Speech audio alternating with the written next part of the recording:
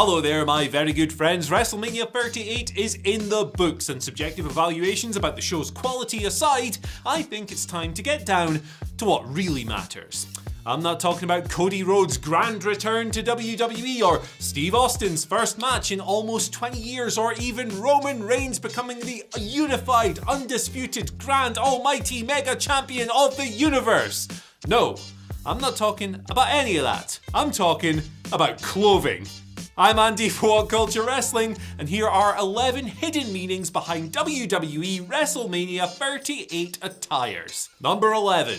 Dominik Mysterio pays tribute to Eddie Guerrero. The Mysterios paid tribute to Eddie Guerrero in more ways than one at WrestleMania 38. Of course, the most obvious example was in their match with Logan Paul and The Miz. When Logan Paul was the devilish heel and mimicked Eddie's Free Amigos spot, the shimmy and the frog splash from the top rope, the Mysterios made sure that didn't go unchecked, hitting a couple of frog splashes of their own later on, and then promptly losing. Decked out from head to toe in the stars and stripes, Dom's attire was actually another tribute to Eddie Guerrero, being near identical to that which Eddie used to wear when he was in AAA in the 90s, teaming up with Art Barr as one half of Los Gringos Locos. Opposite him, his father, Ray, was decked out in similarly Mexican-themed attire. It was a really nice touch across the board, and just one more touching tribute to Eddie Guerrero. Number 10. The real cost of Logan Paul's accessory. Logan Paul caught a lot of attention before WrestleMania 38's first night because he took the untraditional route of revealing his attire on social media. The guy looked incredible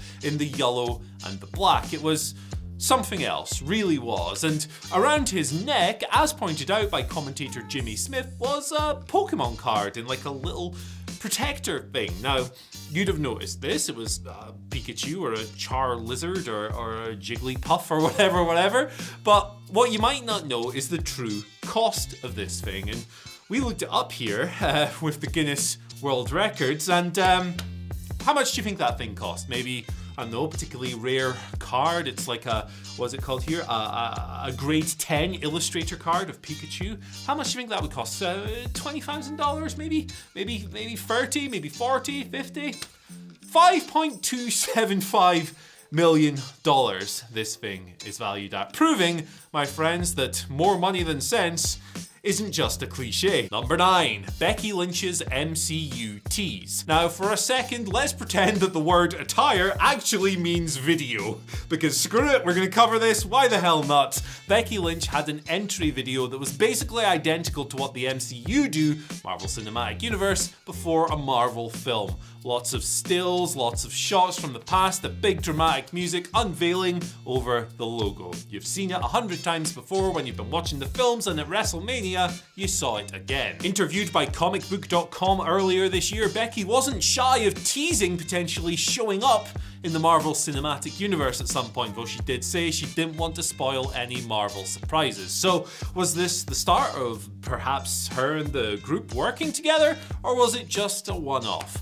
I mean, I don't know, who do I look like? Doctor Strange? Number 8. The PRIS tip of the hat. Now, as far as attire and look goes at WrestleMania, Becky Lynch certainly owed a lot to Daryl Hannah's PRIS Stratton from Blade Runner. There were certainly similarities in the hairstyle and the eye makeup and the attire itself, but on a similar note, the hair kind of looks a bit like Lilu from The Fifth Element, or even perhaps some elements of this were inspired by Magpie from DC Comics. It's a lot of influences, is what I'm saying, and maybe Becky tied them all together, or maybe I'm just looking too much into it. Let me know what you think.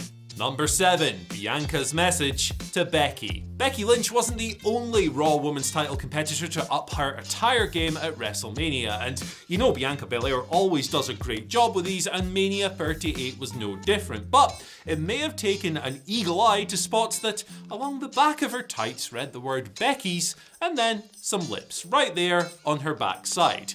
Doesn't take a genius, or Lanny Poffo if you will, to figure out what that means, and so it transpired later on as Bianca finally beat Becky to claim the Raw Women's title. It was an awesome match, and the attire ruled as well. Number 6, Cody Rhodes is that Cody Rhodes. In the run-up to Cody Rhodes' grand WWE return, it was suggested in the media that WWE wanted the AEW version of Cody Rhodes, not the Stardust version or the Best Mates with Bob Holly version. No, they wanted the image of someone crossing over, of the character you saw on the Rivals TV channel a couple of months ago showing up at WrestleMania.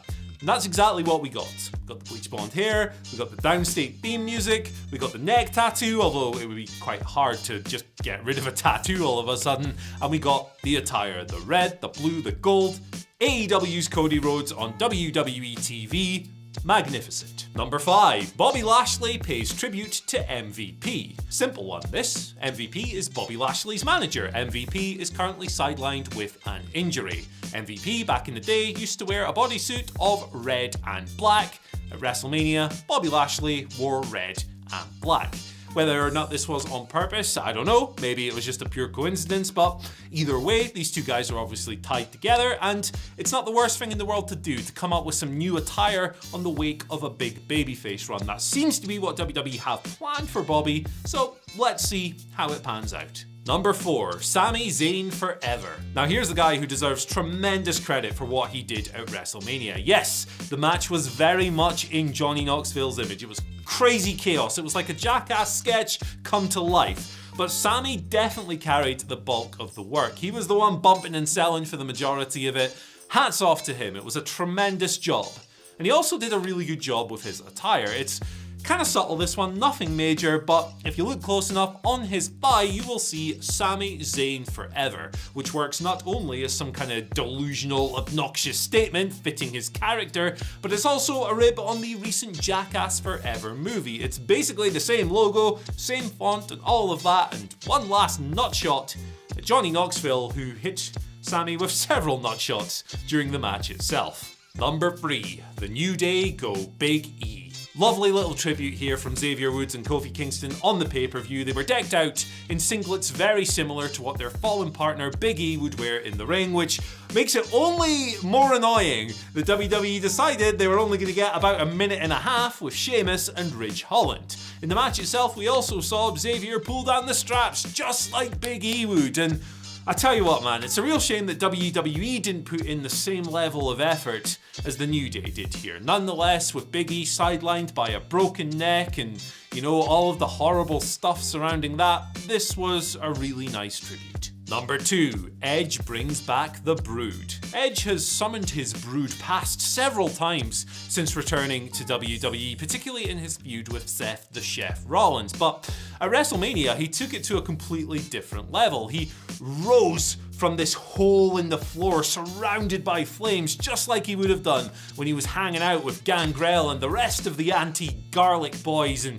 he had the crazy overbearing lighting effects, and he had the big trench coat and all of this stuff. While the music wasn't there, he's using his new Alter Bridge track, and you know, he wasn't bathed in red light or carrying a goblet or anything like that. The Throne of Skulls and the evil atmosphere were definitely a tribute to his past, and it was one of the night's more unique entrances as well, so that's good.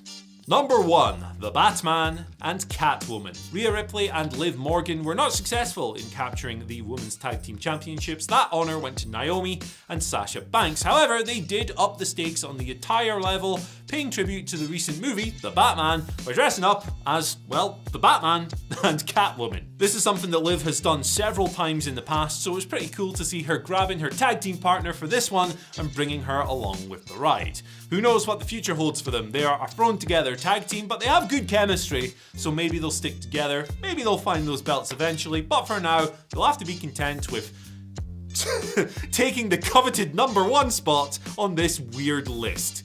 Good job. Anyway, that's our list, guys. Let us know what you think down in the comment section, and also let us know if there's anything we missed. These shows air very early in the morning in the UK. We're very tired, but we picked out a few choice ones. Nonetheless, you can follow us on Twitter at WhatCultureWWE. You can follow myself at Andy H. Murray, where you can tell me how wrong I am. Like, share, subscribe, hit the bell for notifications, and I will see you later.